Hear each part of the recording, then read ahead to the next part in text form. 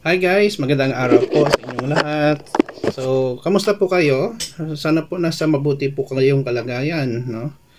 So, ito naman po ang kaibigan nyo si Jake. Sa video natin ngayon guys, pag-usapan po natin bakit maganda gumamit ng automatic transmission na sasakyan.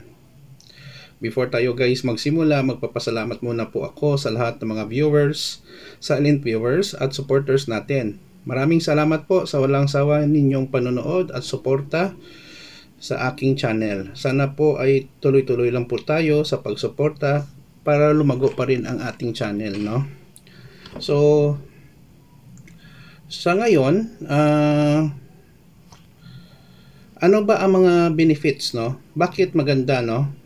Ang paggamit ng automatic na transmission na sasakyan or mga automatic cars, no? May mga dahilan po tayo, no? Based po sa aking karanasan, actually guys, no, to tell you honestly, hindi po ako marunong mag-drive ng manual transmission. Okay? Pagtapos ko ng Master in Information System sa NONESCOS, Northern Negros State College of Science and Technology. Sa ngayon, sana yon 2020, ngayon, last year, January, it is already uplifted to State University of Northern Negros. Sabi ko sa sarili ko, bibili ako ng sasakyan kahit second hand lang. Now, may mga nagsasabi na maganda ang automatic, mas maganda daw sa manual, at madaling matutunan. Ewan ko lang kung anong pumasok sa isipan ko. Basta sabi ko nga, bibili lang ako ng automatic na sasakyan. Pero maraming nagsasabi na ang automatic na sasakyan ay mahirap daw i-repair at very costly. Tama naman, no? So, pag nag-learn ako ng driving, at least 3 session yata, nakita ko talaga na ang automatic sasakyan, madali lang talagang pag-aralan. Number 1, wala siyang clutch.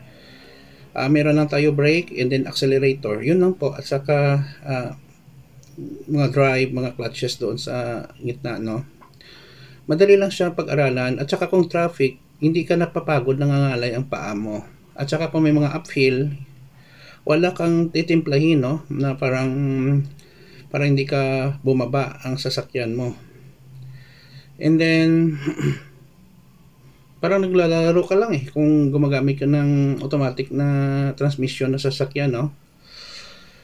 And then fuel efficient, medyo ano siya, nakakasave ako ng gasolina kasi ano siya ng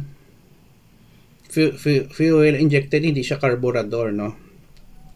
Madaling mag-drive, easy to use, no? And then mabilis din siya. And ano pa ba? Sa maintenance, ang kaibahan niya lang, mayroon lang siya na mga ATF, automatic transmission fluid, na pinapalitan every 2 years. Sa mga uphill, no, hindi siya, madali lang, walang problema. And then medyo safe din siya. And yun lang po, no, ang experience ko.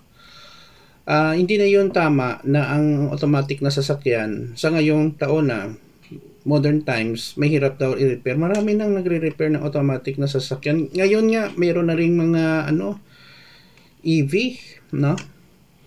Electric vehicle, battery operated, automatic na yun. Wala ka nang makitang EV na manual. Lahat automatic. Okay? At sa ngayon dito sa Pilipinas guys, medyo dumadami na talaga ang sasakyan, pero ang problema, hindi marami ang mga daanan. So ang problema doon, sobrang traffic na. May mga e-trike pa, e-tricycle, e-bike, e-vehicle, lahat-lahat, mga traditional na mga sasakyan, manual. So sobrang traffic, mahirapan ka talaga, no? So yun lang po guys ang mga reasons bakit maganda na rin, no, mag-drive ng automatic. Bakit maganda mag-drive ng automatic na sasakyan? Okay.